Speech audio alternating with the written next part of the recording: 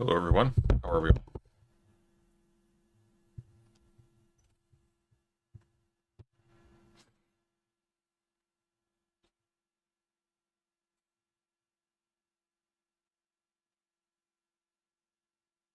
What are we looking at here?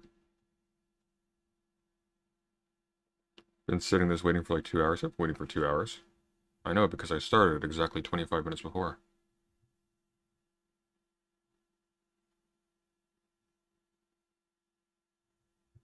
All right. Well, we're starting a bit late tonight because I did the initial stream earlier and I had a few things to do, but um, I have been requested to go over some anarchist stuff. So we're going to go over some anarchist stuff. Does that sound good? Good morning, Shaggy.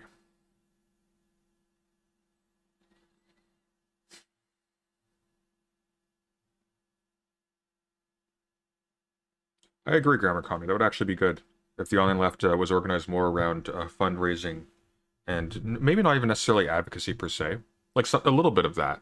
But the fundraising bit actually allows, like, gives real activists serious resources. I think that's not something to be laughed at.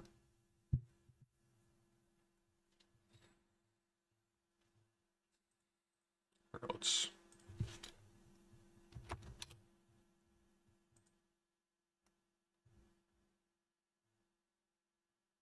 just pulling up Discord so I can see if we have any technical difficulties like earlier. All right. So without further ado, I've got coffee.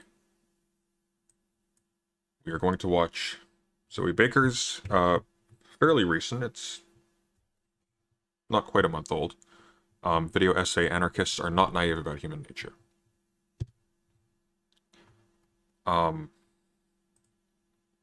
Right off the bat, this is going to be a response to right/liberal critics of anarchism who are going to say something to the effect of anarchism doesn't work, you require the state because of the tragedy of human nature, yada yada yada, just some intrinsic qualities of human beings that make us unable to operate autonomously without some overarching power to hold us all in check. It's a similar logic, interestingly enough, is what we find in classical IR. By the way, the distinction, I'm going to go into this a bit more in a future video, but the critical distinction between realism and neorealism, like Mearsheimer, who we were critiquing a little while ago, is a neorealist. The critical distinction is that classical realists typically derive the tragic view of international relations from flaws intrinsic to human nature and human communities, whereas neorealists derive the same insight, more or less, namely that states are driven by self-interest into conflict and whatnot, but they're driven so by the nature of the international system. The upshot is basically identical, but the logic of how they, not so much the logic, the premises are somewhat different, or rather the levels of analysis are different, I think is a better way to put it.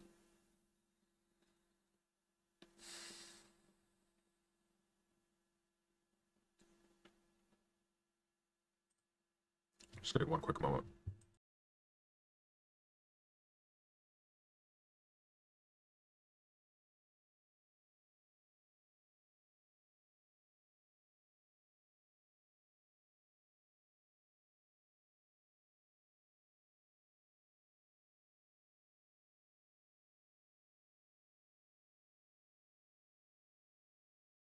All right, sorry about that. Hey Sunday, where's Popper's Open Society? His enemies, I can't seem to find it. The video is not done yet. Thank you. The script was just published on Patreon, so you can read it now in advance if you want to. The first episode is going to be a few episodes long. I've recorded half of it. I will likely be finished recording it by the end of tomorrow, if not tonight. We'll see how I'm doing after this. And then when I'm finished editing is anyone's guess. That'll probably take a couple days.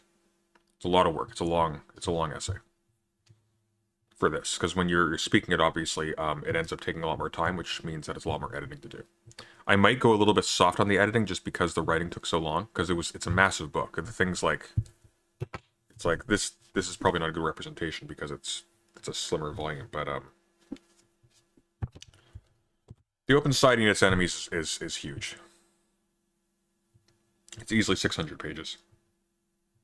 And I had to read the like the tertiary literature, the stuff he's dealing with as well. Like it's complicated. Have you seen Zoe's other videos? If so, thoughts of her? I actually don't believe I've seen anything of Zoe. I think I've interacted with her on Twitter, or at least I've seen her on Twitter. She seems reasonable. I like her avatar. Like, she seems fine. She has a good reputation. I haven't seen anything from her that seems ridiculous, so I'm cautiously optimistic about the quality of this. But I actually have very little experience with her actual work here, so this will be interesting.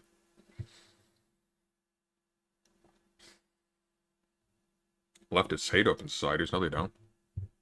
Leftist societies can be some of the most open there are.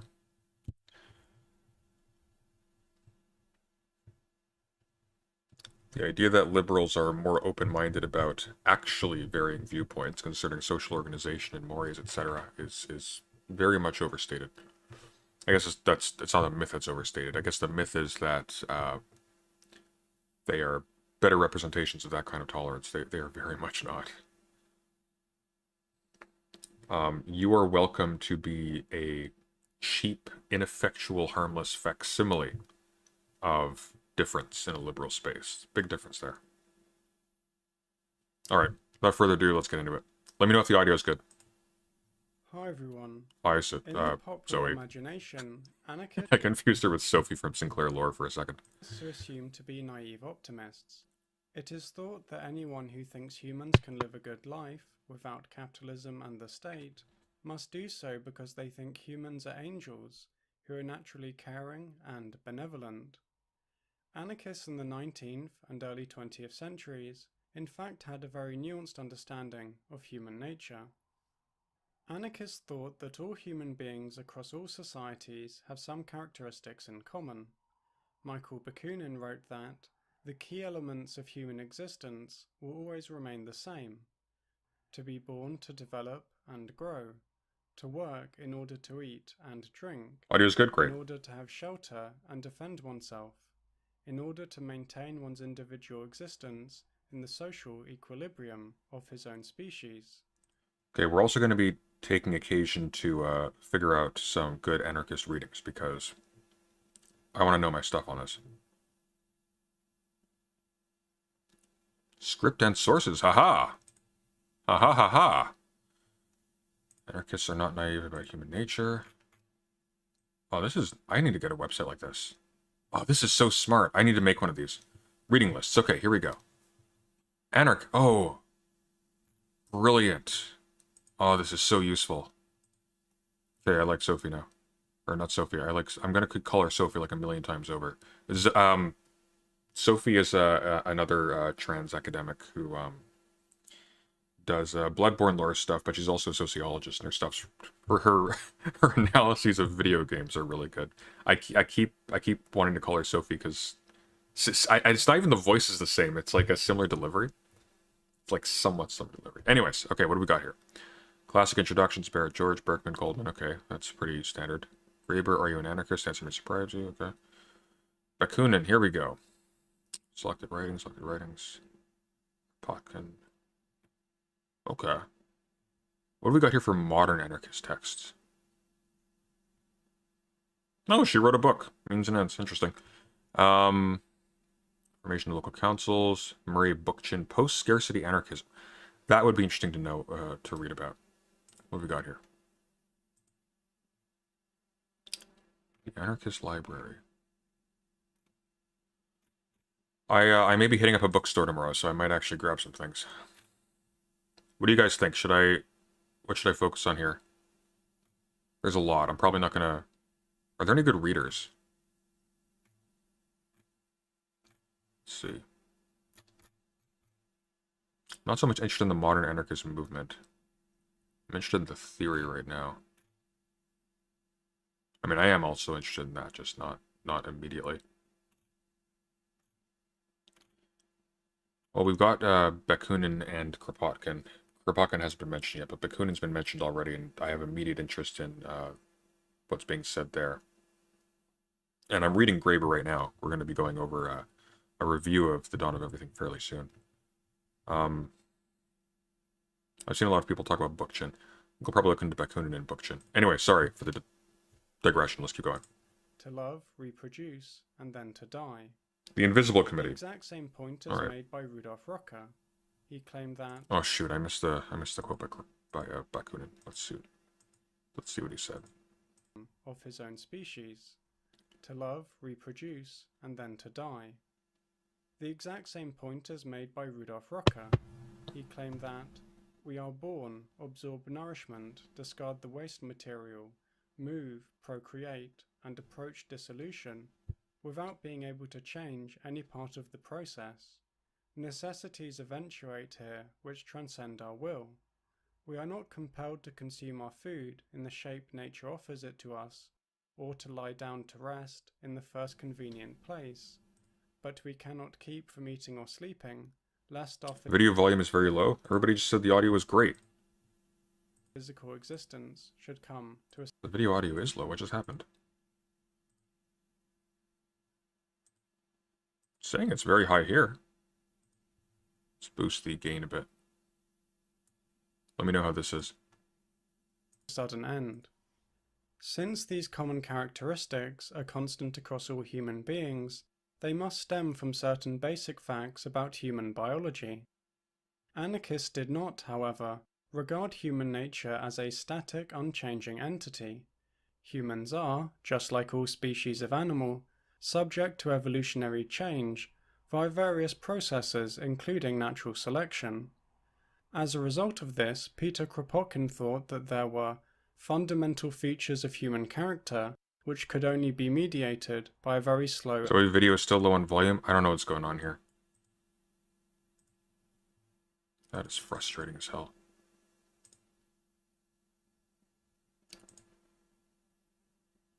Okay, hang on, I'm going to try something quickly.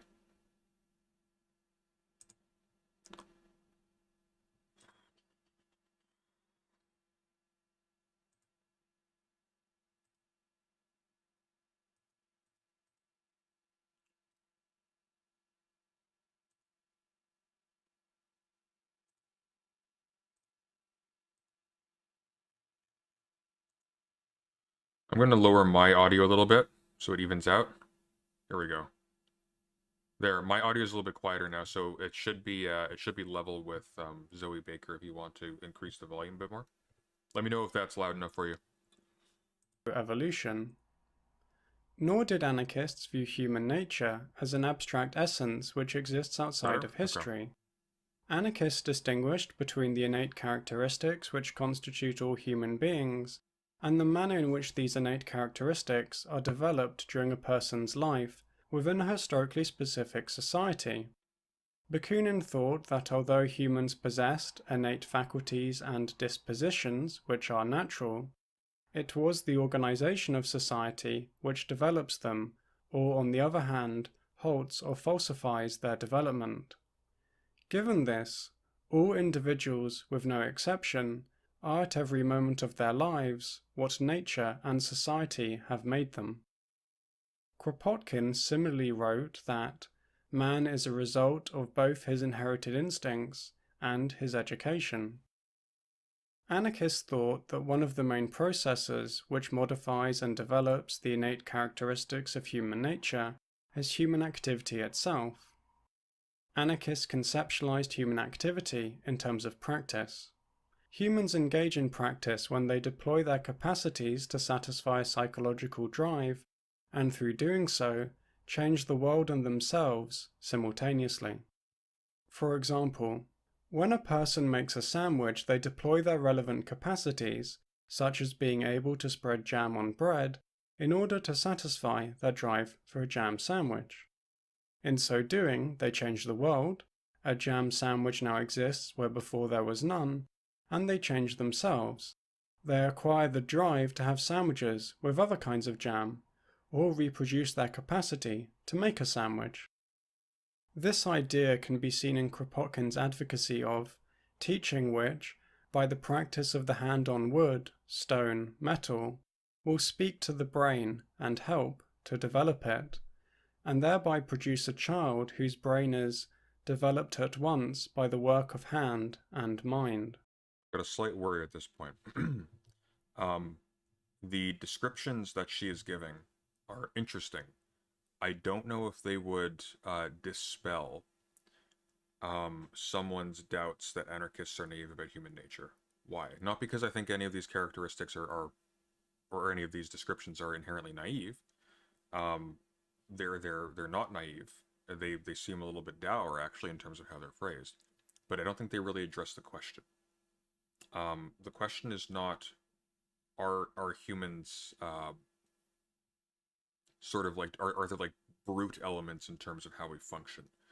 The question is, in a communal setting, like in the context of mass society, can we stay organized and productive and like the stuff we associate with like civilization generally, can we like cohere positively as a group entity without some kind of overarching structure that is responsible for like commanding us at some level, if that makes sense. Maybe she'll get there, but I haven't seen it yet, so we'll see. If the capacities and drives a person has are continually determined by practice, and the practice people engage in varies across different social and historical contexts, then what capacities and drives people have in turn varies both socially and historically. This idea can be clearly seen in anarchist discussions of psychological drives, which were historically called needs. Luigi Gallini thought that, when a human being develops themselves, they acquire a series of ever more growing and various needs claiming satisfaction, which vary not only according to time and place, but also according to the temperament, disposition, and development of each individual. The consequence of the theory of practice was that even capacities and drives, which are universal among human beings, are always mediated through and developed by historically specific forms of practice. All human beings, for example, have the drive to consume water, but how they do so, and what specific kinds of liquid they have a drive to consume, varies between and within societies. One person may satisfy their drive for liquid through drinking tea from a mug, whilst another person drinks milk from a glass through a straw. The universal capacities and drives, which all Bloody English people and their coffee erasure. human beings possess, except in cases of pathology, are in turn what enable people within specific contexts to develop historically specific capacities and drives. The universal capacity to acquire language, for example, enables human beings to invent, learn, and alter a vast array of different specific languages, such as French, Mandarin, and Welsh. So we're not really seeing much of a move away from a basic Rousseauian observation that our needs are dictated by what we are accustomed to needing, i.e. they're downstream from culture and context. So if we become acquainted with a particular kind of liquid, say coffee, for example, and we start to really enjoy it and we can produce it, we can start to become dependent on it in some way. So our needs are now adjusted to what is available in our specific context. So new availabilities or things being made available doesn't eliminate needs, it just changes and adds them, right? The characteristics which all humans have in common are, in other words, the foundation from which the great diversity of human life emerges. The extent to which anarchists thought this was the case can be seen in the fact that several anarchists claim that there is an infinite number of different kinds of person. Enrico Malatesta, for example, wrote that in an anarchist society, the full potential of human nature could develop in its infinite variations. This was not to say that humans could transform themselves into anything they wanted. The nature of the innate characteristics which constitute all human beings places definite limits on what they can be shaped into. Humans cannot morph their arms into wings, their feet into claws, or their hair into feathers. Although a human can develop themselves in many different directions, the scope of what they can possibly become is limited by the kind of animal that they are.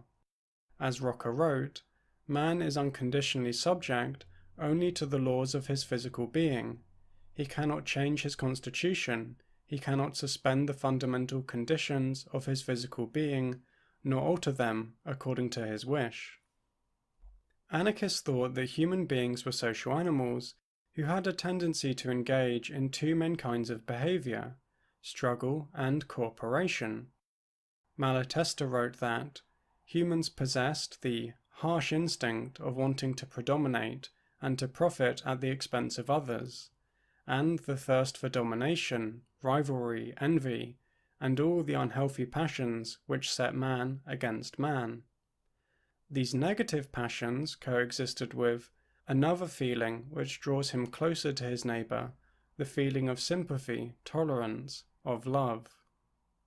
As a result, human history contained violence, wars, carnage, besides the ruthless exploitation of the labour of others, and innumerable tyrannies and slavery, alongside mutual aid, unceasing and voluntary exchange of services, affection, love, friendship, and all that draws people closer together in brotherhood.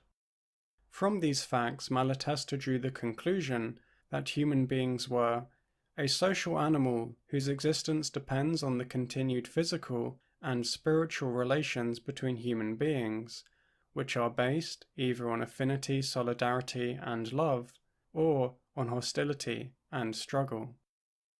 The same position was advocated by Kropotkin. It is sometimes falsely claimed that Kropotkin... So this actually answers the question a little bit. They're not obviating the possibility that, like, what we would call a realist stance is correct, that these relations can be characterized specifically by hostility. They're just saying that's contingent. That's not naive at all. That opens up possibilities, but that's not naive. It may be optimistic, but I don't think optimism is inherently less realistic than pessimism. Only focused on the second tendency of human beings to cooperate with one another, and ignored the darker side of human nature.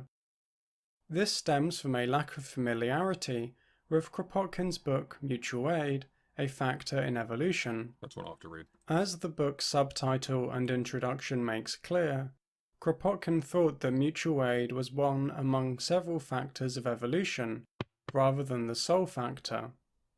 Kropotkin expanded upon this point in Chapter 1. He argued that a naturalist would be wrong to view the life of animals as only a field of slaughter, or nothing but harmony and peace. The animal world instead featured both conflict and cooperation.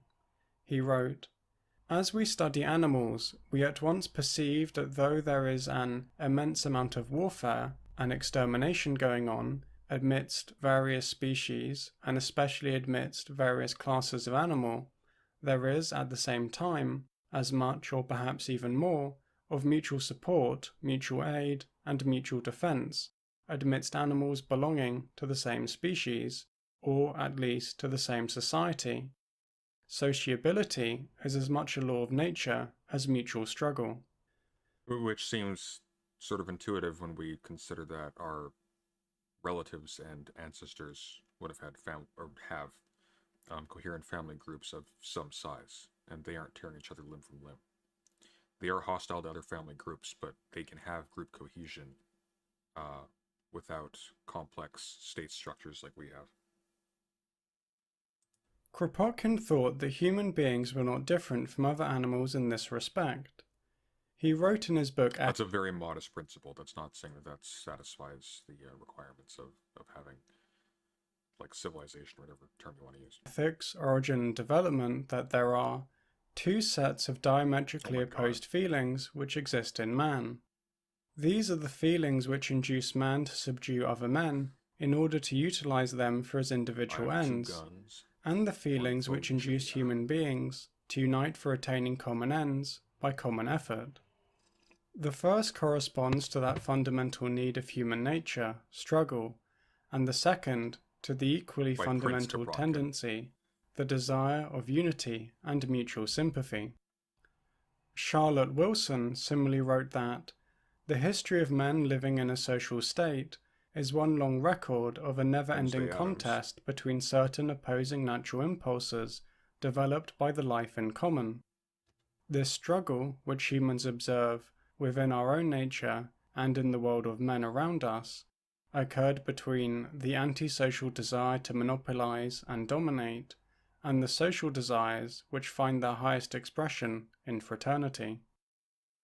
Anarchists did not think that there was a strict dichotomy between domination and cooperation, such that a social structure only ever contained one or the other. Anarchists understood that people can cooperate with one another to engage in domination, such as the police working together in order to effectively beat up protesters.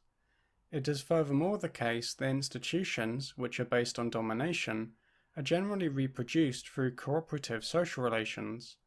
Under capitalism, for example, workers are subject to domination and exploitation by the capitalist who employs them, yet these same capitalist businesses would quickly go bankrupt if workers did not cooperate with one another in order to collectively produce various goods or services.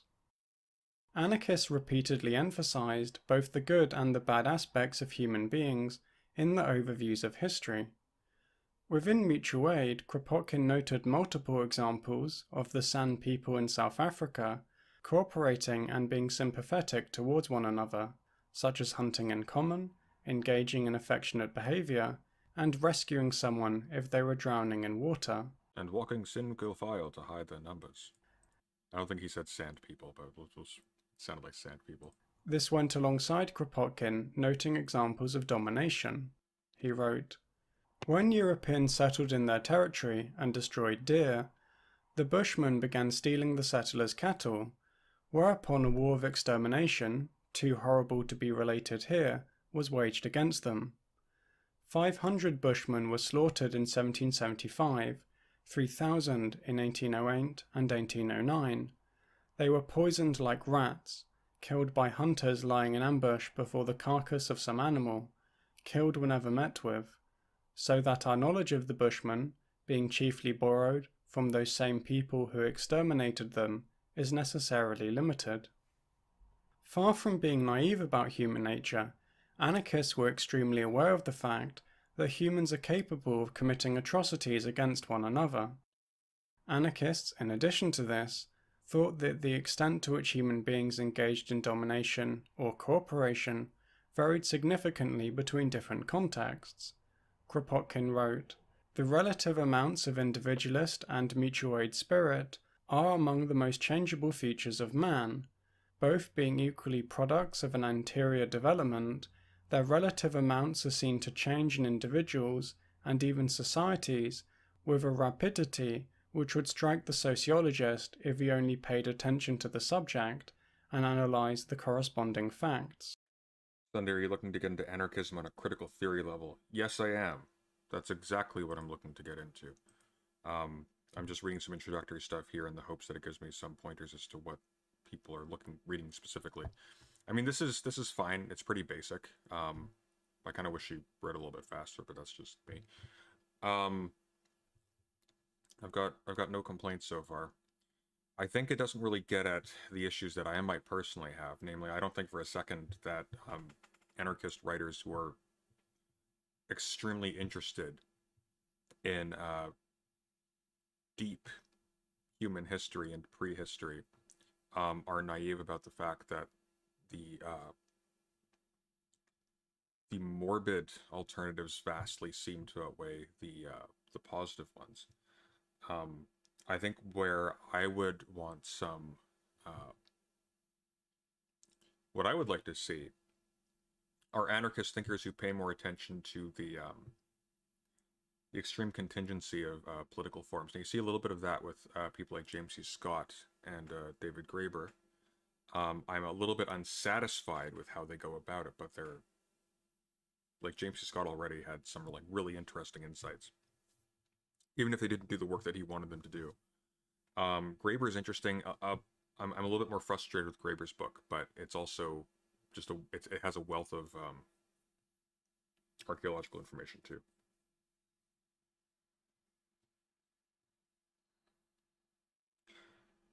It's almost like the flip side, and this is actually a good thing of the sort of right wing anthropological stance that just essentializes um, state forms as being just the radical opposite of any. Well, I guess not the that's the wrong word. How do I want to characterize that?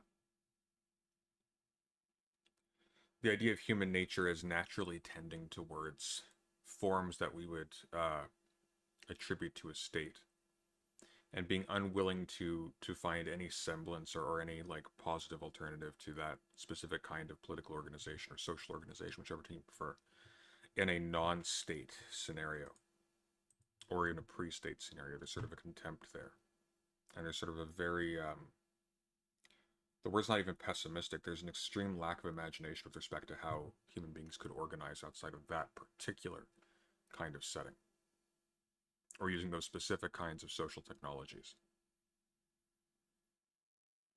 There's more of an open-mindedness here. There is less attention paid, which is a little bit ironic, at least judging from what I've seen. I may just have not gotten to the good stuff yet, which is very possible. Even though James C. Scott is actually quite good in parts. And so is Graeber. What I would like to see is attention paid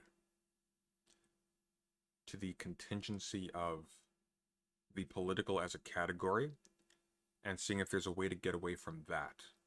Because I think that is the principal challenge that anarchism faces. Because you're attempting to sell it as being able to give you a certain quality of life and certain kinds of organization of a certain level of complexity. So we're not like putting a very low ceiling on our capacity to do things that we are curious about and want to do and want to achieve. You're trying to achieve that without the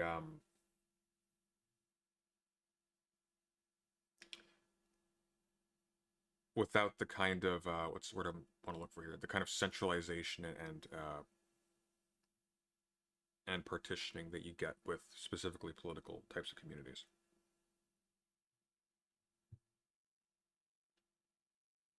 It's just an interesting path, isn't it? To imagine where you or I were even 5 years ago politically. Yeah, no, I've changed radically over the past 5 years. I'm unrecognizable from where I was 5 years ago. Politically, that is. Given their conception of human nature, anarchists thought that the main reason for this variation in human behavior was differences in people's environment and the forms of practice they engaged in and were subject to.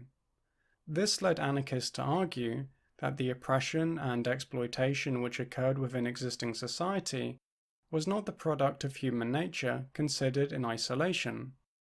They instead stemmed from the manner in which the raw materials of human nature were developed through participation within social structures.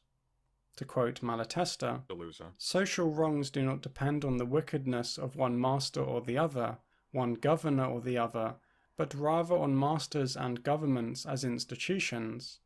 Therefore, the remedy does not lie in changing the individual rulers.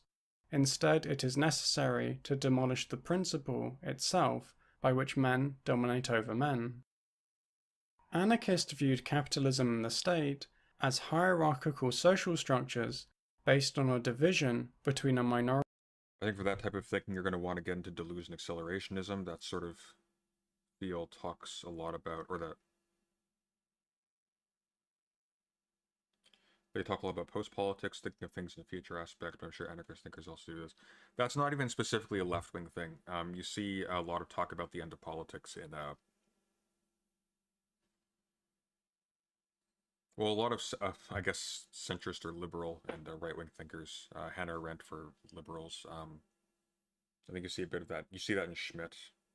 I wouldn't necessarily say the end of the political. He doesn't think you can get away from the political as such. That's his critique of liberalism. Leo Strauss. People like that.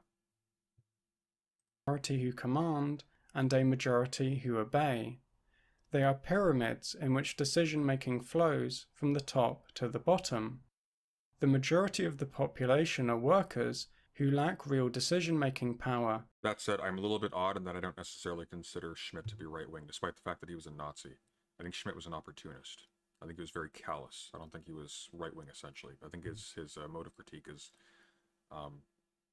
in large measure, very consistent with the kinds of structural critiques you see coming from specifically left-wing theorists, or just from critical theorists generally. He's not right-wing. You read Schmidt, you're not getting anything of the sort you get from reading, say, like Spengler or someone like that. Right-wing thinkers they can be interesting, but they're substantially less insightful. Over the nature of their life, workplace, community, or society as a whole. In fact, that's the grand irony, I think. Right-wing political thinkers are pessimistic, but are also profoundly naive about quote-unquote human nature. They derive it almost entirely from platitudes and from cliches, and from fiction, frankly. From like poetry and ancient literature and all that stuff that does not have a very tight relationship with actuality. I don't think you see that in a lot of left-wing literature generally. Sometimes you'll see people online sort of reflexively take the opposite stance of equivalent naivety when they're arguing with right-wingers, but in terms of actual theorists, you don't really see it. They are instead subject to the rule of an economic ruling class, capitalists, bankers, heads of state-owned companies, etc., and a political ruling class, politicians, heads of the police, generals, etc. The decisions of the ruling classes are, in turn, implemented by a vast array of individuals raised up above the rest of the population and granted special powers of command, such as corporate managers, police officers, and prison guards. Those at the top of hierarchies not only wield power over others, but also transformed and corrupted through doing so, due to the forms of practice they are engaging in. Bakunin argued that nothing is as dangerous for man's personal morality as the habit of commanding. The best of men, the most intelligent, unselfish, generous, and pure, will always and inevitably be corrupted in this pursuit. Two feelings inherent in the exercise of power never fail to produce this demoralization: contempt for the masses, and for the man in power, an exaggerated sense of his own worth. You'll see liberals who are critical of anarchists quote Lord Acton all the time, and this is effectively the same thing, actually, with a little bit more nuance. You know, it's like absolute power corrupts absolutely. That's a liberal saying. So in terms of a general pessimistic attitude, they appear to be relatively identical. The anarchist seems to take a more critical view to the naturalness or the inevitability and the naturalness of the state in which we find ourselves generally. Which seems more appropriate, right? Because even in biological terms, we consider ourselves to have evolved in response to environmental pressures. Which means that our nature is always contextual, such as it is. If we want to use that term nature, I don't even think we should. I think even between individuals in the same species right now, depending on a whole host of different situational factors, you can see radically different outcomes in terms of our capacity to get along with each other in specific ways. The same point was made by Elisée Reclus. He wrote, "Anarchists contend that the state, and all that it implies, are not any kind of pure essence, much less a philosophical abstraction, but rather a collection of individuals placed in a specific milieu and subjected to its influence. Those individuals are raised up above their fellow citizens in dignity, power, and preferential treatment, and are consequently compelled to think themselves superior to the common people. Yet, in reality, the multitude of temptations besetting them almost inevitably leads them to fall below the general level. It is common for defenders of hierarchy to claim that capitalism and the state and necessary due to the negative characteristics of human nature. If humans are incapable of governing themselves, then they must be led by enlightened CEOs. If people murder, steal, and rape, then society must be protected by the police, prisons, and the law. Yet it is these hierarchical systems which bring out the worst in people and make the greatest atrocities possible. As Kropotkin wrote, "When we hear men saying that the anarchists imagine men much better than they really are, we merely wonder how intelligent people can repeat that nonsense. We maintain that both rulers and ruled are spoiled by authority. Both exploiters and exploited are spoiled by exploitation, while our opponents seem to admit that there is a kind of salt of the earth, the rulers, the employers, the leaders, who, happily enough, prevent those bad men, the ruled, the exploited, the led, from becoming still worse than they are. There is the difference, and a very important one. We admit the imperfections of human nature, but we make no exception for the rulers."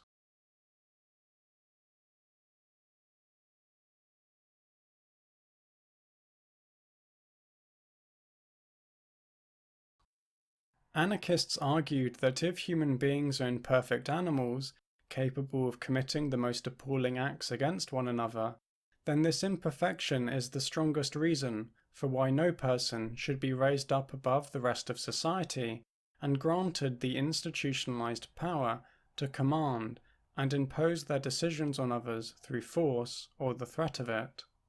An individual serial killer can do a great deal of harm armed only with a knife. Their capacity for violence is, however, nothing compared to what I just said that was a good retort. I didn't say anything important. Rulers wielding the knife of state power are capable of. This can be seen in the fact that millions of people have been killed by states during the history of imperialism and colonialism. An individual thief may break into my home and steal my television, but their theft is nothing compared to the vast plunder of resources, destruction of the natural environment, and oppression of workers carried out by the corporations which manufactured my television and extracted the raw materials it is made out of. The greatest crimes are carried out not by isolated sadistic individuals, but by vast social structures which enable a ruling minority to violently impose their will on the working classes. As a result of this, anarchists concluded that hierarchical and centralized institutions should be abolished in favor of horizontal free association between equals. Within an anarchist society, people with the desire or predisposition to oppress and exploit others would still exist. Just shoes wouldn't, apparently. Nobody wears shoes, and some of those flowers are thorny, guys. Put something on. Bunch of hippies. They would not, however, find themselves in a situation where there are positions of power they can take over and use to engage in oppression and exploitation on a large scale. In Bakunin's words, "Do you want to prevent men from ever oppressing other men? Arrange matters such that they never have the opportunity. Do you want them to respect the liberty, rights, and human character of their fellow men? Arrange matters such that they are compelled to respect them, compelled not by the will or oppression of other men, compelled not by the will or oppression of other men, or by the repression of the state and legislation which are necessarily represented and implemented by men and would make them slaves in their turn, but by the actual organization of the social environment so constituted that while leaving each man to enjoy the utmost possible liberty, it gives no one the power to set himself above the others or dominate them." Okay, that's a big black box here. You need to figure out what's going to fill this, but yeah. Nor by the repression of the state and legislation which are necessarily represented and implemented by men and would make them... Is this even possible? I mean, this is fundamentally every single logic of state formation or of international cooperation and conflict is going to be relying upon some description of this sort. The only thing is we haven't been given the description yet. We're being given the form of the argument, so you need an arrangement. That's the form of argumentation. How do you make it so that you can have people not oppressing each other and respecting each other's liberty? Well, you need some kind of arrangement that itself produces neither the inclination or the power to oppress other people. That's basically it. Almost every theory of state is going to be, well, basically every theory of state and relations between states is going to be dealing at some level with this. It's just that this isn't an answer to how you would do that. It's just saying you need to. So it's a little bit frustrating that it's being offered as basically a solution when it's actually just pointing to the need for a solution. But it's not fundamentally wrong. And it's not vacuous. It's not the whole, it's not all of the work you need to do, right? Slaves in their turn, but by the actual organization of the social environment, so constituted that, while leaving each man to enjoy the utmost possible liberty, it gives no one the power to set himself above others or to dominate them. Given the above, anarchists would argue that it is not they who are naive about human nature, but the defenders of hierarchy. Authoritarians imagine that emancipation can be achieved if good people with the correct ideas take control of the reins of power.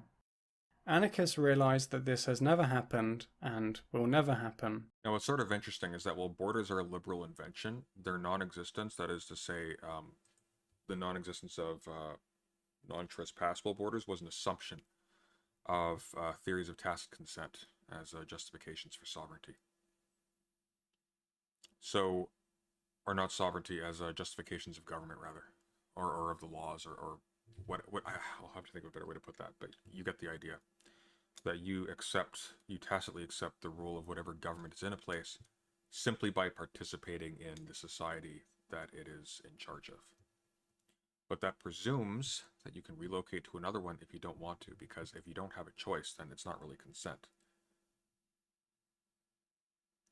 Now, Hobbes might disagree. Hobbes allows consent to be, like, for example, the person who is put into slavery at the point of a gun. Well, they could have chosen to die, right? But,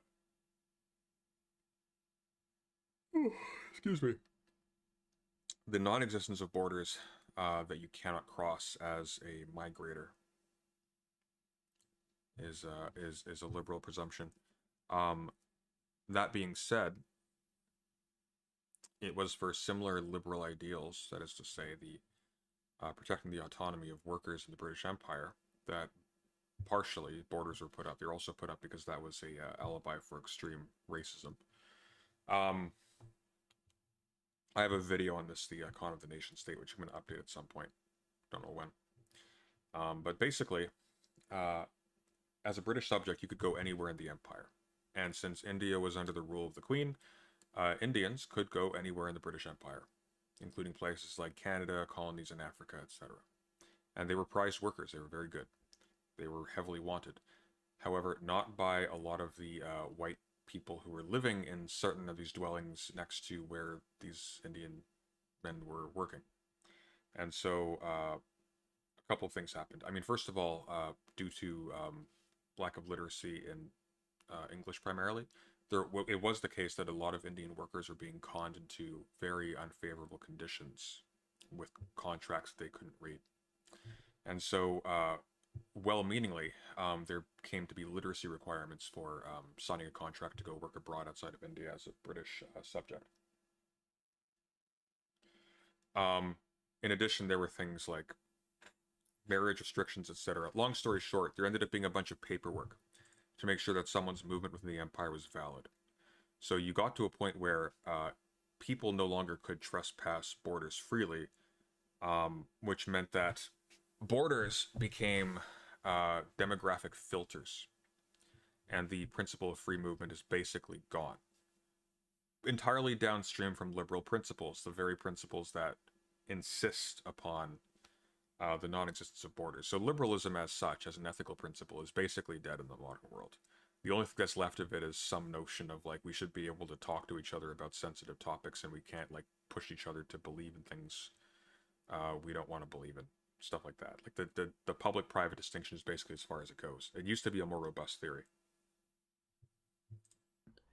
Irrespective of people's good intentions or the stories they tell themselves, they will be corrupted by their position at the top of a hierarchy and become primarily concerned with exercising and expanding their power over others in order to serve their own interests. If human beings are not inherently good, then no person is good enough to be a ruler.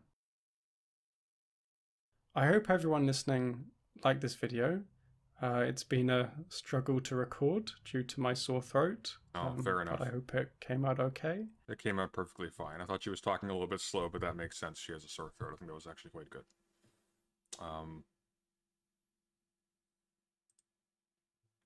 Alright, so we're going to take a look at Bakunin at some point in the near future. Nice, there's a selected writings here. I have, no, it's not Hackett. Oh, odd. Okay. I like Hackett, though. There's another one I wanted to see. This was recorded by Acid Horizon. It's an interview with a Professor Catherine Malabou? I have no idea to pronounce that. I'm sure they'll clarify that in a moment. I'm gonna go grab some tea and we will listen to a bit of this, not the whole thing, for two reasons. One, it's an hour long, and two, I don't want to be stealing Acid Horizon's content, so go there if you want to see the rest of it. But I do wanna listen to this, and I will comment on it. In the meantime, let me see if I can't order a copy of Kropotkin's Mutual Aid. I bet Hackett has a compilation of his writings. Notes.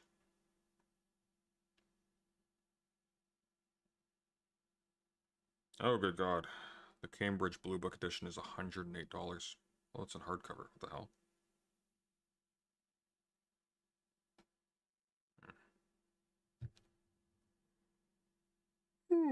Excuse me. Alright, I'm gonna go grab tea because I need it.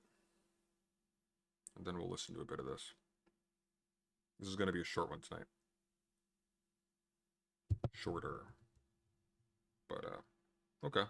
Bakunin and Kropotkin. Yeah, that seems like a good place to start.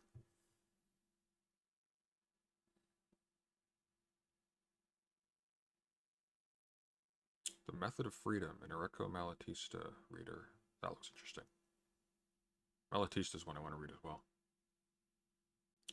It is public domain, but I like good translations and I like good notes.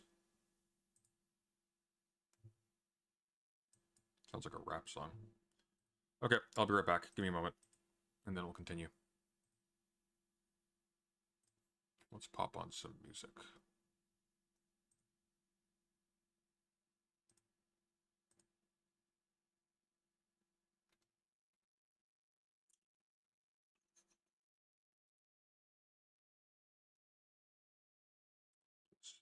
There, and we'll put on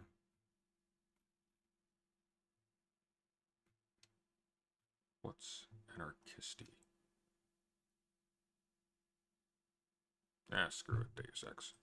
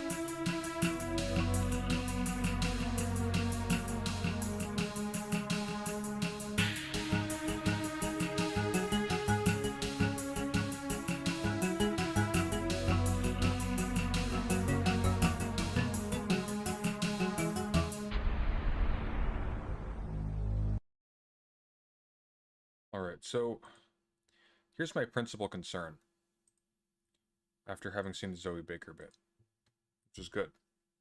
I liked it. A little bit on the slow side, but it was good. This assumption that you counteract violent tendencies, or at least you eliminate the generation of proclivities to violent tendencies or oppressive tendencies from one person towards another. You eliminate that by means of deploying some kind of system that keeps people in check.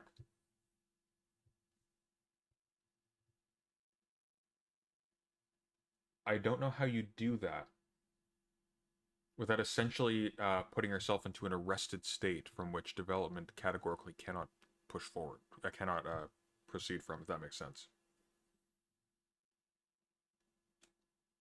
Like, it seems like an inherently arrested state.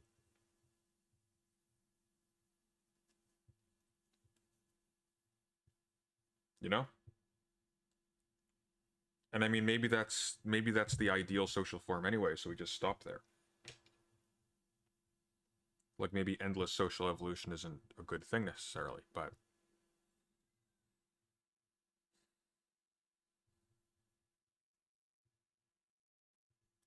at a certain level, someone has to decide which characteristics are positive, which are negative. And it seems like in order to hold a situation stable, you need to somehow cement some set of those in permanently. Yeah? Because contrary sets...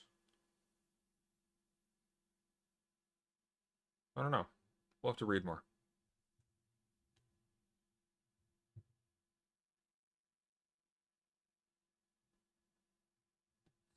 Anyways, so you're just trying to understand what authority will keep authority from cropping up, essentially. No, I don't think that in itself is necessarily ambiguous. I think Kropotkin's point is specifically that you can avoid having to use authority to keep authority from propping up just by arranging a system such that the inclination never emerges to attain to some kind of authority or some kind of oppressive power over your fellow human beings, as well as the inability for somebody to gain the power to do so, even should they, by some aberration, gain that inclination to begin with. The problem I'm wrestling with is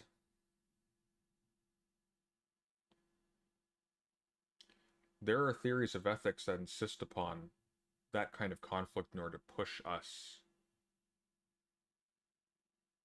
into new directions that open up new possible ways of thinking and organizing and all that kind of thing. Like the whole, like Kant, for example, the whole idea of the unsocial sociability of man, where it's through competition and striving that you develop new powers and you develop new ways of thinking and all that kind of thing.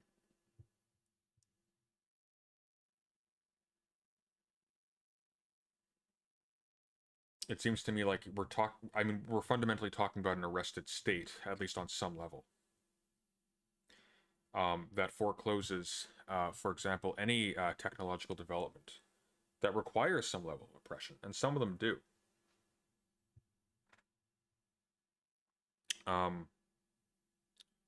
Because like there's two sides to this. So for example, in the emergence of democracy, it wasn't just that you needed to have tyrants pop up supported by the people to reorganize the polis, to empower the demois over time, to give the poor rights, and then to give them political rights, and then to incorporate more and more people into the political community, so that you no longer have the rule by tribes, you start to have the rule by categories of citizens, as well as by classes according to wealth and things like that. You don't just need that, you also need, on the flip side, you need a society with those people who are being actively deprived and actively disadvantaged while still persistently present to foment that kind of development in the first place. But again, like maybe this is like some end of history stuff where we don't, you're in a stable situation where people are actually able to have full. Because like here's the thing too, like we look back on history and we're like, oh wow, look at all these cool developments. No human being actually enjoyed those.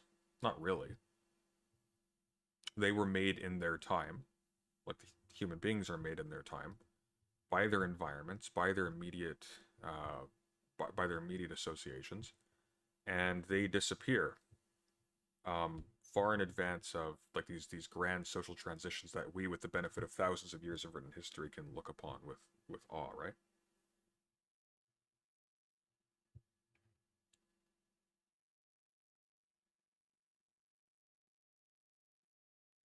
So it's like that stupid argument you see in atheist circles. I really hate this line of argumentation where it's like, why would you want to live forever? Isn't that boring? Imagine being such a dull, ambitionless person that you find the idea of living forever boring. There are way too many books to read for living forever to be boring. There's way too much science to do. It took thousands and thousands and thousands of years with the cumulative efforts of millions of people to get to where we are now. And we are not nearly as far as we like to think we are.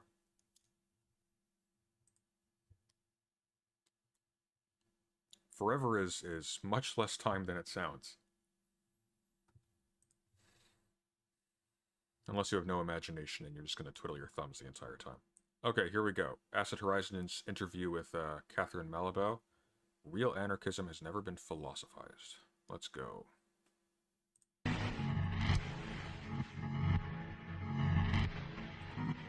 Today's episode of Acid Horizon is a very special one. Today we have Catherine Malabou. For some of our listeners, she needs no introduction. And for others, well, you're in for a big treat right now.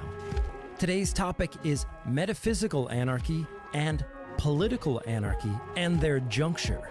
Together with Catherine, we will be looking at the work of Rainer Sherman, who has been credited as one of the few philosophers of metaphysical anarchy. Together with Catherine, we will be pushing this text to the limit. This is also a good time to remind you to subscribe to Acid Horizon wherever you listen, and think about subscribing to our Patreon. We have some extras on our site, including a regular reading group which we run. Not only do the funds help support the podcast, but we take a sizable portion of that and donate it to mutual aid funds. Okay, let's get to the episode. Welcome to Acid Horizon, the Theory Podcast. It's Craig, Will, Matt, and Adam here. And today we are privileged to be joined by Catherine Malabou, professor of philosophy at the European Graduate School, as well as the Center for Research in Modern European Philosophy, where she also supervises our very own anarcho-Hegelian, Adam. Her research... Oh, Brooks.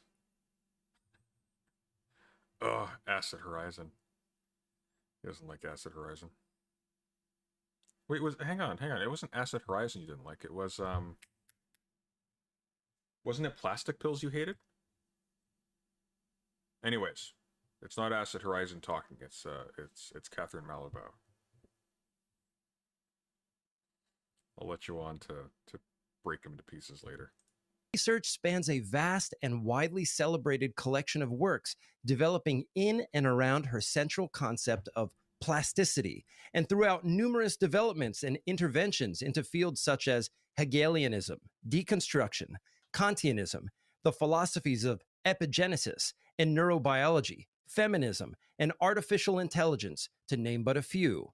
Today, Catherine joins us to discuss the metaphysics You left out flower arranging. of anarchy, the most plastic of social forms, and its political implications, particularly in the light of her coming work on anarchism, plasticity, and pleasure. To do so, we'll be using the introductory chapter from Rainer Sherman's Heidegger on Being and Acting, From Principles to Anarchy, as our source text for the discussion. Catherine, thank you again. Well, thank you for having me. So the text that we have in focus today is Rainer Sherman's analysis of Heidegger's work, which is, on his terms, a backwards reading of Heidegger in order to articulate this concept of anarchy. Catherine, maybe you can actually start us off. What is the concept of anarchy that you are attempting to develop based on the work that we are looking at today? Well, I was struck by the fact that some of the most prominent continental philosophers from the second half of the 20th century, some of them had How's the audio? Can you all hear that? Let me know if that's clear. a strong concept of anarchy. So among these philosophers, I can quote, so Sherman, of course, this is explicit in the title, but also Levinas, Derrida, Foucault, Agamben, Rancière, and Deleuze. And no one has ever systematically studied both metaphysical and political value of this concept. So I decided to do so. And I noticed that in most cases, anarchism or anarchy in these philosophers was more treated as a philosophical concept than a political one. And that there was a kind of dissociation between anarchy and anarchism. So Schumann is certainly the one who explains most in detail, I mean, is the most explicit about what metaphysical anarchism can be. So that's why I decided that for tonight's show, we should focus on this text. I think he's the first to propose a metaphysical concept. Now, one of the concepts that he's using in order to articulate this theory of anarchy is the notion of deconstruction, which, based on just reading the introduction of the text, seems to me to be an attack on the dogmatic image of thought in the manner of Kant. But how does the operation of deconstruction either approach or fail to become the notion of anarchy that Sherman is edging on? Well, it's rather than deconstruction is leading to this metaphysical anarchism he's talking about. So we have to go back to the very etymology of the term anarchy, anarchia in Greek, which means literally without an arche. And arche, it means in Greek principle. And principle has two senses, two meanings. Beginning, we can hear primary in principle, so something that begins, and at the same time, something that commands. And Aristotle, well, the term arche existed in Greek before Aristotle, but he was the first to transform this word into a concept because he united the two meanings, like beginning and commandment. So a principle is what determines everything: ontological, political, practical, etc. Metaphysics, classical metaphysics, lays foundation on the idea that there is no disorder or chaos into the cosmos or let's say the ontological arrangement of the world. That everything derives from, I think this is an important idea, to derive from, this is what Schumann calls the pros and schema in Greek, which means that everything must come from something else. And this order of derivation is the order of metaphysics itself. In fact, metaphysics, the task of metaphysics is to study the order of things. That is the way in which everything derives from something else, that is namely a cause. Deconstruction is precisely, in the literal meaning, the act of undoing this order, this causal order, by stating that, after all, perhaps everything comes from nothing.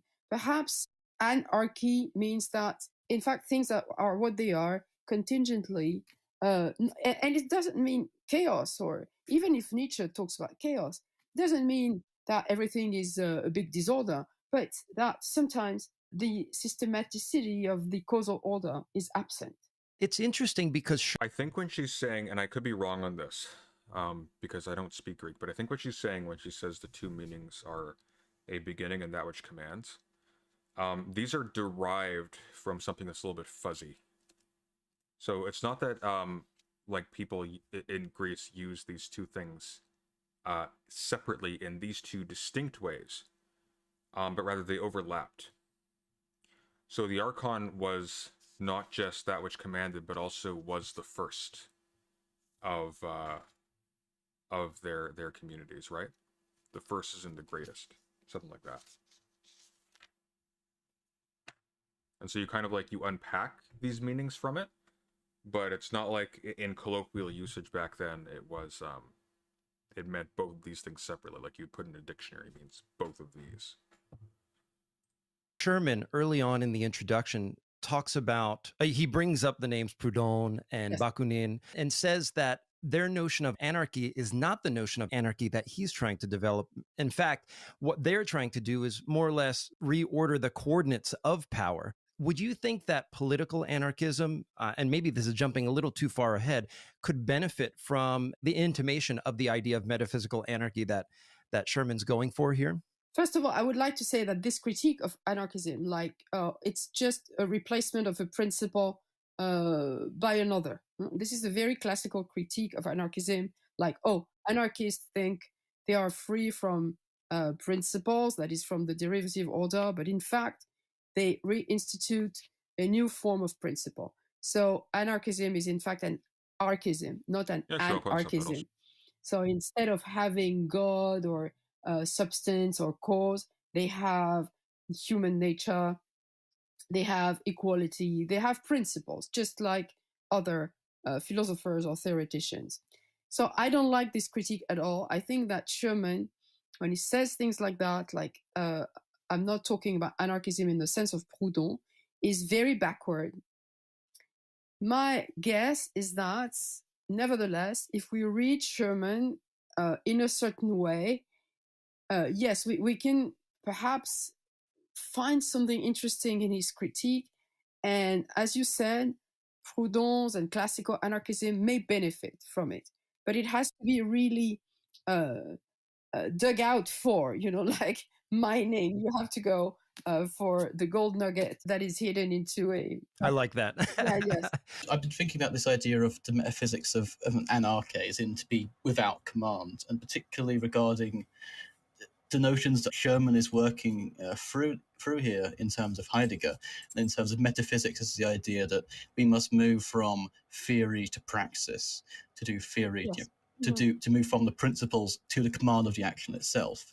And I'm wondering how the notion of the metaphysics, the process of metaphysics itself being becoming finalized, how that can undo the very structure of this theory and practice relation itself.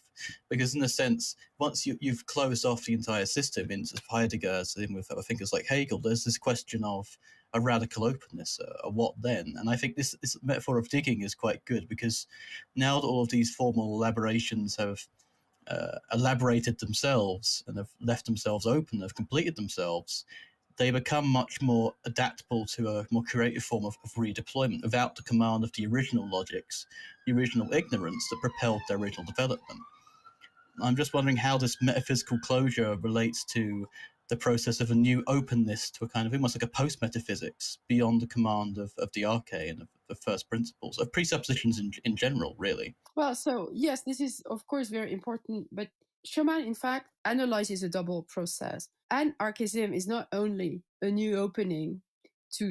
Arcantis is not a new opening. The subtitles are kind of falling apart here. I don't know if you want to rely on those. They're untitled.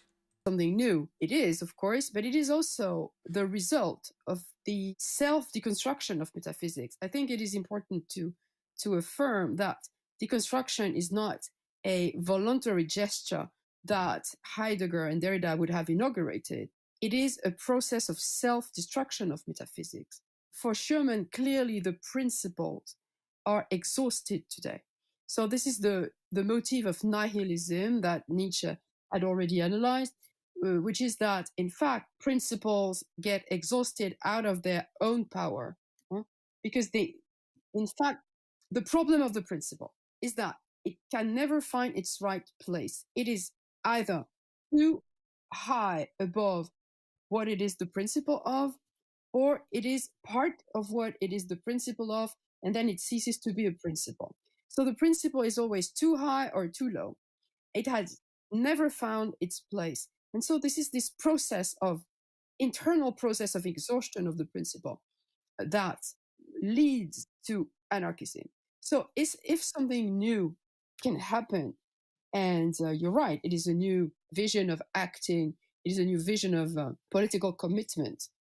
It will, of course, be a creation, but a creation that relies on an exhaustion. So that's a very, very strange. If you want, it's not a revolution. And I think this is the break with Proudhon and all anarchists. It won't happen like a revolution. I think I'll turn the subtitles off just because they're not helping, because it's a solid 25% of it isn't the actual words. So it's going to throw people off watching. If you're okay with that. It will happen as a negotiation between the old and the new. Yeah, You see screw it, what I'll I leave it mean? on. Yeah, and I think that mapped onto the very generational conflicts politics of today, at least. Catherine, thank you for coming on and taking the time to talk to us today. There was something you mentioned earlier when you were giving an explanation of the sort of this problem of first principles that Sherman explores in this book and in this chapter we've been reading. Mm-hmm. And I this is a really quite short question in a way, which is that I've been recently reading Louis Althusser's Philosophy Encounter. And in that book, of course, in Underground Currents of Materialism of the Encounter, Yes. he's, of course, trying to trace out this sort of buried history of a materialism, which is sort of almost in principle disordered. It starts from disorder rather than... I've been reading about Althusser, by the way. A lot gets made of the fact that he killed his wife. Apparently he was in he was having some kind of schizophrenic attack at the time. And the event destroyed him. He wasn't aware of what he did, and he was the one who reported it. So I have a feeling that the way in which he has been condemned as a monster as a result of that is potentially unfair. It's a brief aside. I don't like it when that happens to people. Principally because if they actually did have a good relationship, I don't think his wife would have liked that. That he was mistreated afterwards as a result of an attack. Order. And I was wondering if you think there's any relation between what perhaps Althusser is trying to do there, what we're reading in Sherman, and perhaps in your own work. Yes, thank you very much. Yes, of course, I see the common points. You're right, and the reference to Epicurus and the atoms, and yes, of course, and this contingency that Althusser is talking about is, of course, it resonates clearly with what Sherman is thinking then. But would any Marxist recognize that there's something anarchist in Althusser? I'm not sure. Schumann would say that materialism is still a metaphysical notion. You know, it is still a systematic way of seeing things. Even if I agree with you, there are some common points, definitely. Coming from nothing. I remember that. Yeah. That the prince comes from somewhere, comes from nothing. So yes, there is a strong resemblance, and at the same time, I think there's a limit. Insofar as it still remains a kind of systematic and metaphysical understanding of the world. It's precisely what Sherman thinks is sort of almost already dead, exactly. right? Exactly. Right. Okay, that's great. Thank you. Yeah, what is this book? It's Heidegger on Being and Acting from Principles to Anarchy.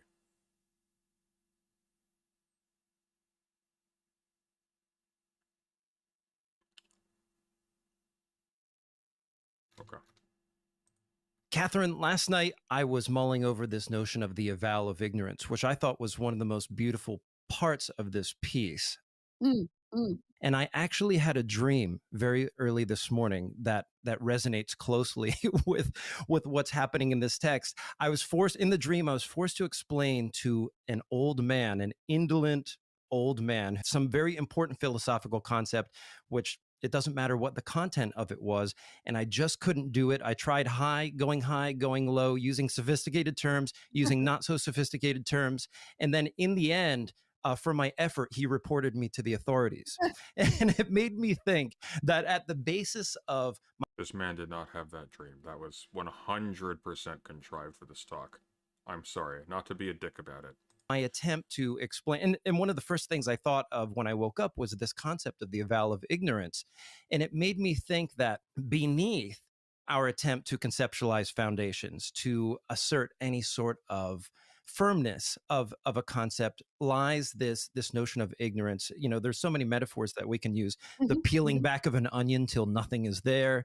Do we think about ignorance as a kind of an infusion of a non-thought or a non-knowledge in our knowledge? I do work on Deleuze, and clearly what's at stake here is the idea of thinking, the concept of thinking. What is a thought? And it seems that Sherman, in his reading of Heidegger, is saying that there is this idea of an ignorance or maybe a nothingness or a stupidity at the center of all thinking. But I tend to think that maybe that term is a bit loaded with the notion of a lack or a negative, whereas in Deleuzian terms, the act of creating concepts is itself one that is positive. How are we to think of this notion of ignorance? Yes, this is very interesting. The ignorance Sherman is talking about is about Heidegger. When Heidegger was asked, so what is it to be done now? What can we do? How do you see the future of anything? I don't know. And Heidegger used to answer, it's true, I don't know.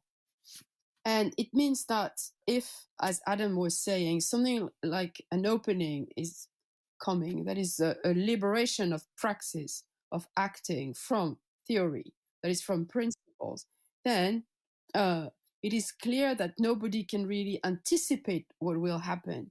And I myself, I'm very annoyed at all these books, that come out at the moment, about the pandemics. Now this is what will happen. Now this is, like people who think they can predict and they can tell what will happen. So ignorance is in that sense, it is not at all negative, which of course does not contradict what you said. That is that thinking is creative, thinking is productive, thinking is an invention. But I think there's a strong difference and perhaps an incompatibility between creation and prediction.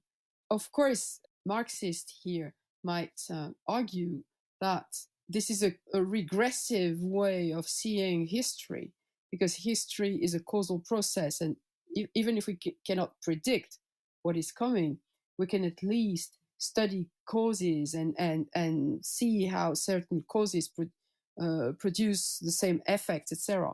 So perhaps they would see that as a regressive way of thinking, but I don't think so. Just to map this onto the certain Marxists will particularly lend this vision of the withering away of the state. The Marxist system is itself, if you can call it a system, I call it a system, is itself a move from these principles of political economy to its own self-destruction, to its own deconstruction, its own withering away. And I can see, you would have a tension in, especially to Marxism and what Sherman is trying to do in terms of how, for Sherman, this has already happened in a sense. Is it to its own destruction?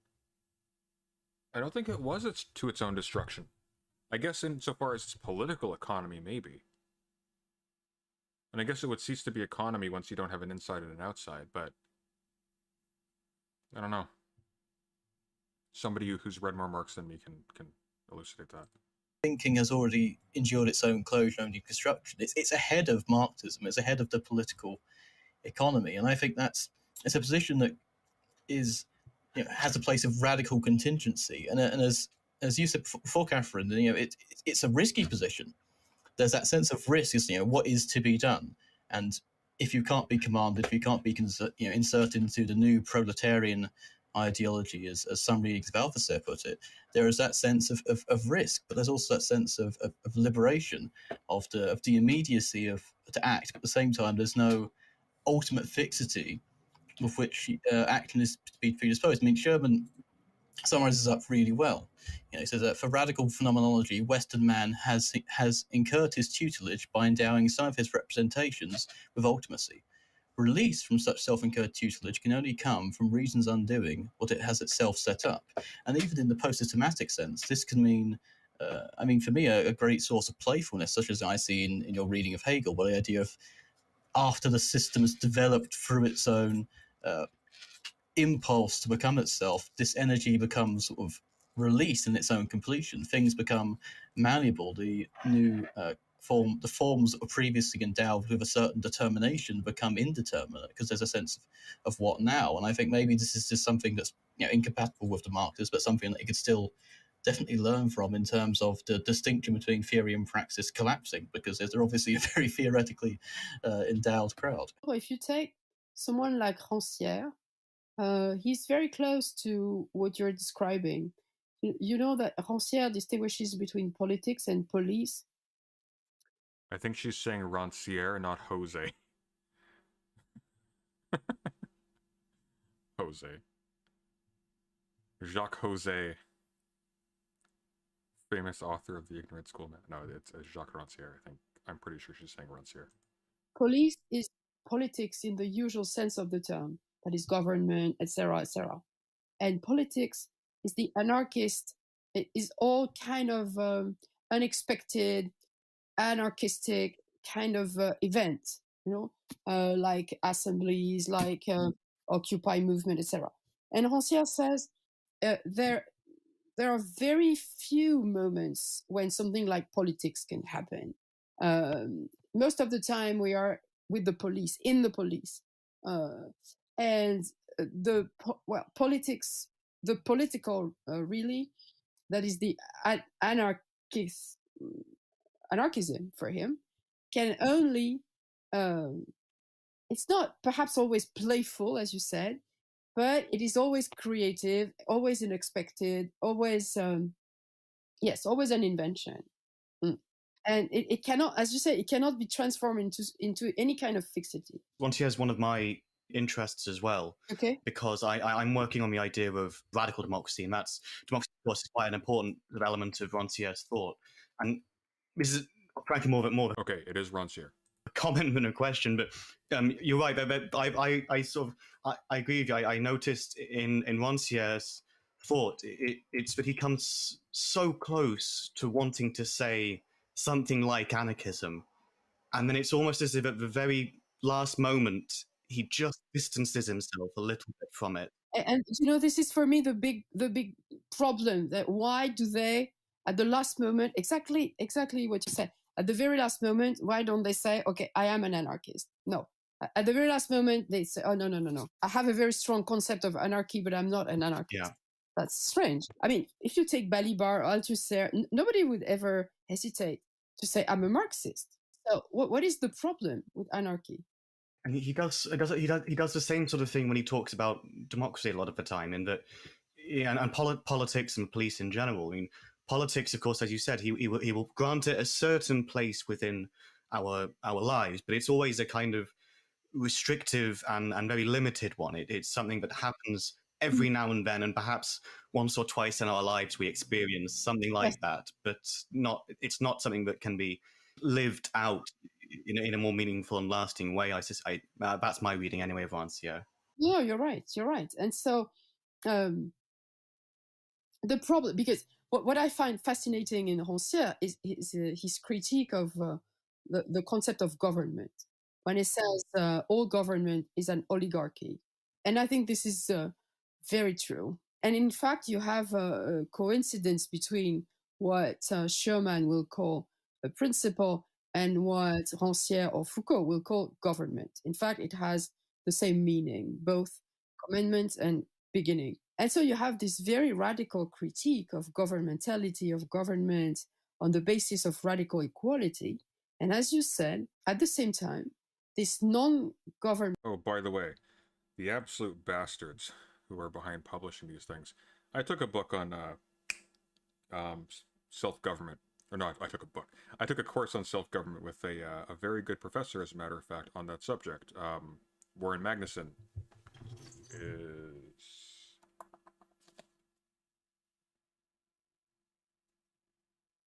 who wrote a very interesting book called Local Self-Government and the Right to the City, with a very boring-looking cover. But it's interesting. The bloody textbooks were like $70-some-odd each, and there were like 4 of them. There was one by Mitchell Dean. I think it was Mitchell Dean. That was like $100. The Rancière book, The Ignorant Schoolmaster, was about $50. It's like a tiny, slim little thing. I only was able to afford James C. Scott's Saint Lake Estate. Miserable class as a result. Oh, and in addition, Foucault's lectures on governmentality, which I also got a lot out of. I bought those two. But like that on top of tuition, unbelievable. On basically like anarchism, and you could barely afford the books. Mentality, this radical equality, can only emerge at very rare moments and perhaps won't ever appear. I mean, you wouldn't believe it, but I suffered so much in my undergraduate because I couldn't afford the bloody texts a lot of the time. It's like, oh my god.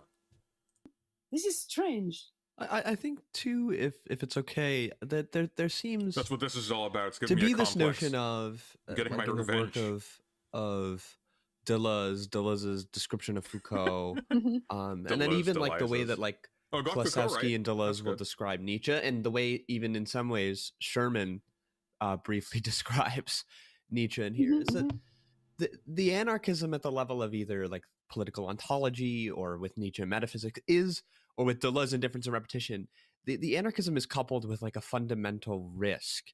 So like for Deleuze, it is an attempt to sort of think difference without falling back on representation, or to try to find a way to propose thought without an image, right? Right. But, yes, this is very true. I just wonder, in the punitive society, we get this articulation from Foucault where he says that there is a rigorousness to the anarchist. Did you find any alternative ways to buy those textbooks cheaper? No. I just went without half the books for a few classes. It was awful. I just read the books I did have really, really well. Ideology, he'll say, but then he won't move forward and provide any sort. He'll just say there's a unique rigorousness to anarchism, and then Deleuze will say, well, the way in which he deals with Nietzsche is to propose a sort of crowned anarchy in metaphysics. So I wonder if this. Who is Sherman that keeps referencing? That is Rainer Sherman. It's Schurmann. They're talking about a book he wrote called Heidegger on Being and Acting, From Principles to Anarchy. But it's just a jumping off point. It's not like they're not obsessed with that book in particular. They're articulating some of his arguments as a leaping off point for further discussion. Shows a sort of, because for Foucault at the end of Madness and Civilization, he talks about whether or not the painting Goya's Idiot is the last convulsion of the last dying man, or rather is this sort of radical break that we find in Nietzsche, this sort of like rejective madness, this sort of opening up of an anarchist possibility of like a world free of that which mutilates man and life and so on. So I wonder if you have any comment on why it's always linked to, anarchism is always linked to sort of a gambit. There's always a dice throw for some reason that mitigates any sort of commitment that you could get. If you try to radicalize let's say the anarchist idea, let's admit there's only one. What is it? It is we can live without a government. We don't need to be governmentalized, which means that the partition between obeying and commanding collapses. So either this is a very childish idea, and many people have said this is really too naive. Of course, we all need to be governed. Otherwise, look at that, societies would collapse, etc. So either you reject it by saying this is really ridiculous, or you discover that it is a very deep question. That's the problematic of how commandment and obedience are linked together, how they became linked. And Aristotle is one of the most powerful. I thought she was going to bring. Okay, that's good. So that's not naive at all. That's actually at least the ideal principle under which Athenian democracy ran. The argument is that democracy allows the maximization of virtues because it allows people to rule and be ruled in turn. And so you can have in your life the experience and the capacity to act out virtues that require you to have a certain level of responsibility, to be in a certain position, etc. While also, make room for the fact that not everybody can do so. All that kind of thing. You rule and you are ruled in turn. And even if you never actually make it into an office, maybe for whatever reason there's a principle that doesn't insist upon offices switching fast enough that everybody gets a shot. Um, um, then still by taking part in the assembly, you're nonetheless taking part in rule even in that sense. Now, in practice, Athens was still ruled by an oligarchy, but the principle is not contradictory or absurd at all. There's nothing about that system as such, despite the fact that in practice the one we know of was corrupt, that makes it impracticable in theory. So I'm glad she's going that route, because it also like it brings it home just how intimately engaged with like really hard and serious political theory anarchist thought is. It's an attempt, in fact, to bring back an older democratic principle in a lot of ways, at least on my reading, which is scant, to be clear, so take that with a grain of salt. But at least on my reading, and I'm not alone in this perception, you have people like Hannah Arendt to make the same observation.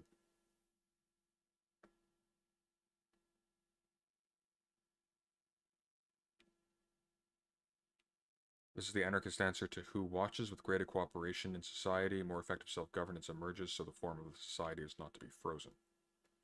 Yeah. I think in addition to, there's a tendency to assume that we would, again, like have the same scale and form of society and that all would change the system of governance, and therein lies some contradictions. But I don't think that would necessarily be the case. Like, you would need, hopefully, a very slow, otherwise you're looking at something very gruesome, but you would need a contraction or something where you don't have the same precise form of life that you do within a capitalist state, say. Right?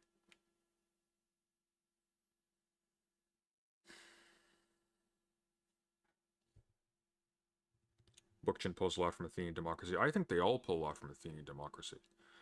In fact, speaking of the Paris Commune, which he's talking about right now, basically just echoes what Arendt was saying in On Revolution and Origins of Totalitarianism, and in The Human Condition, I think. This is all the human condition is where it really all gets like brought together, and she really embeds it in the tradition of political thought. Oh, that's really cool. Entitled. So your professor actually introduced you to LibGen, Library Genesis. If I ever teach formal, I'm going to plug that so hard. That would have been a lifesaver for me back in the day. Honestly.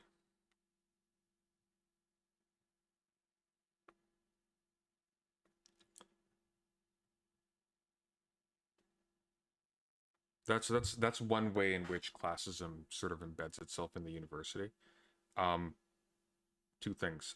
You will generally be undercut if you have to work because, A, you don't have as much time to study. B, you don't have time to do extracurriculars.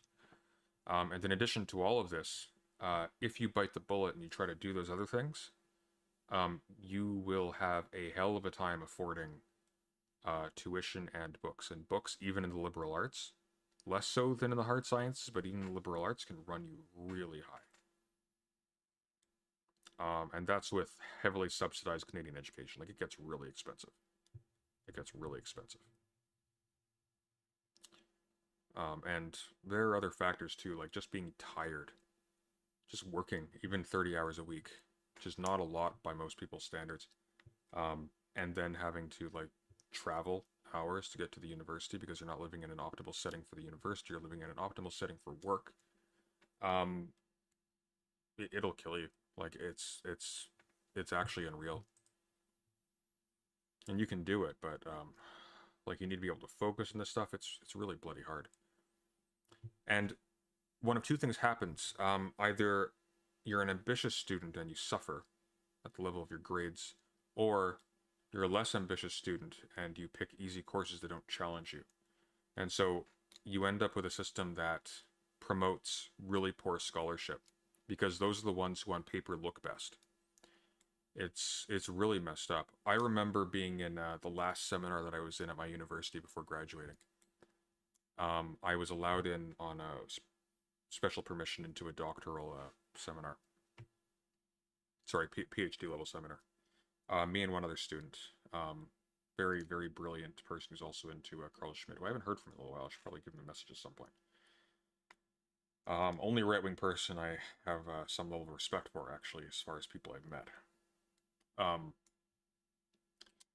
But the quality of the PhD students in that class was appalling. And I got the very strong sense from my professor that he was acutely aware of this as well. This was when my father had cancer, and he was kind enough to give me some rides to the hospital and then, because it was on the way to his home. Like, dear God, it was a PhD level survey on just political theory. Almost the greatest hits approach to it. So we were looking at, Republic, Aristotle's Politics, Hobbes' Leviathan, The Prince, Locke. The most incisive comment that they were able to produce was that Locke was sexist. It's like, yeah, of course he was. What do you think you're reading? That's the least interesting thing about Locke. I mean, it's important, but you're going to be a PhD in political science or political theory. You got to be operating at a higher level than that. Like, at least do something with that. Your analysis ends with an accusation of John Locke that he's not a good modern progressive. It's like, no shit.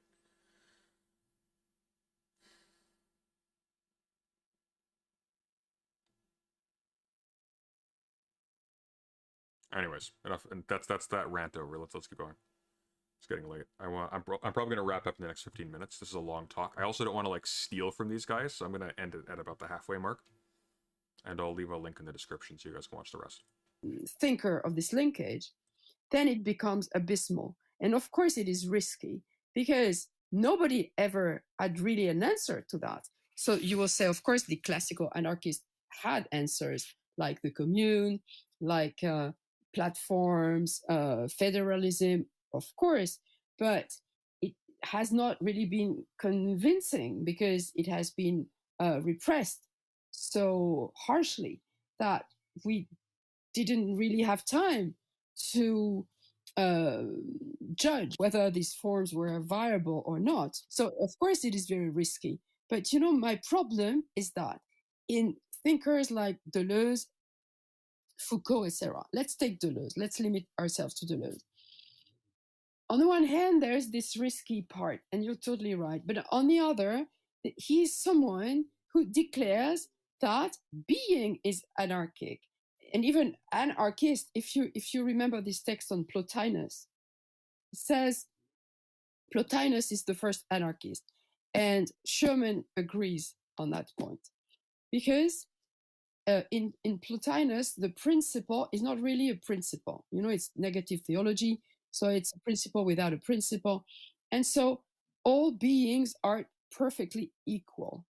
And Deleuze several times talks about this anarchistic ontological arrangement in which no being has any supremacy on any other.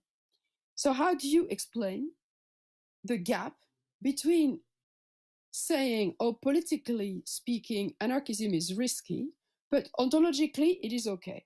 Because when you declare that being is anarchic, when you declare a kind of ontological anarchy, it is extremely risky. And here we can think of Nietzsche, of course. It is monstrous. So why do they admit, Deleuze and Foucault and others, why do they admit almost calmly, quietly, that something like an ontological anarchy exists? And why do they freak out when it comes to political anarchy? This is something I don't understand really.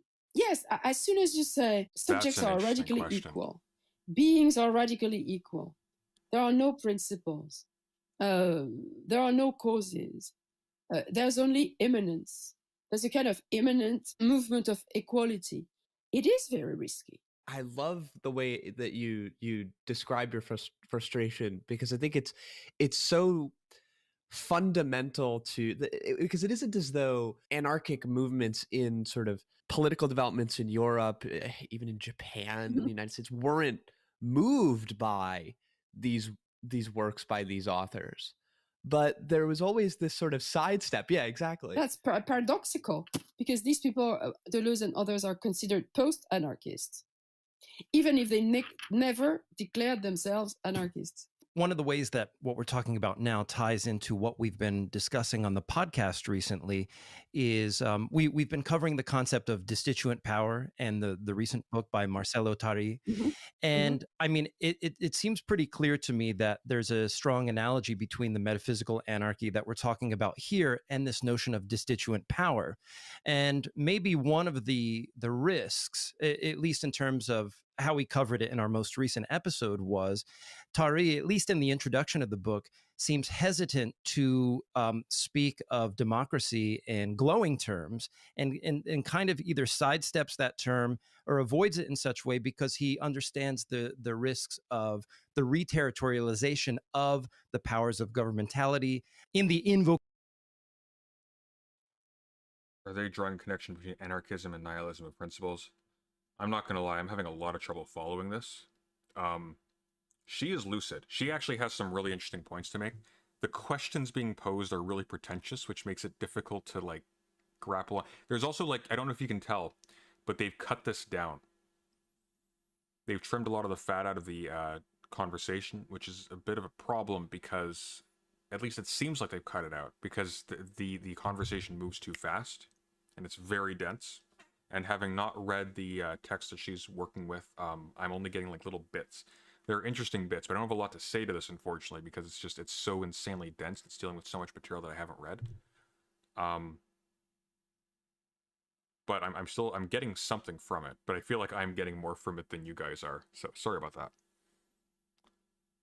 I always thought Lao Tzu was the first anarchist. Taoism's philosophy is a lot mirroring of anarchist principles. I can vaguely see that. But I mean, like, the thing about Lao Tzu, though, is you can apply him to a lot of things, not just anarchists, right? I think maybe it's more applicable to, like, any notion of, I guess, political or social forces that deals with things in terms of flow. So, like, Machiavelli would be one. Deleuze explicitly, I guess.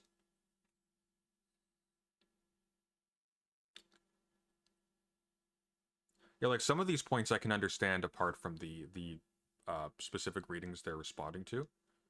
That last point in particular, about the kind of ontological anarchy that people are willing, that people are comfortable with. And yet political anarchy is like, ooh, that's very interesting.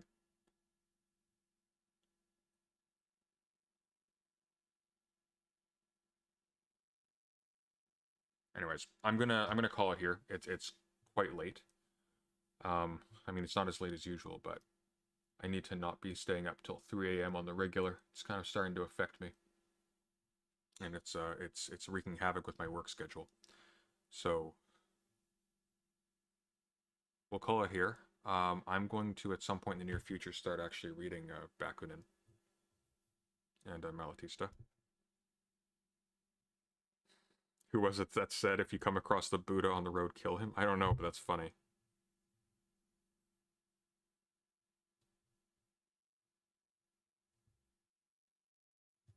Alright, well. If you appreciate what I do, please like and comment. It does help the video and the algorithm. And,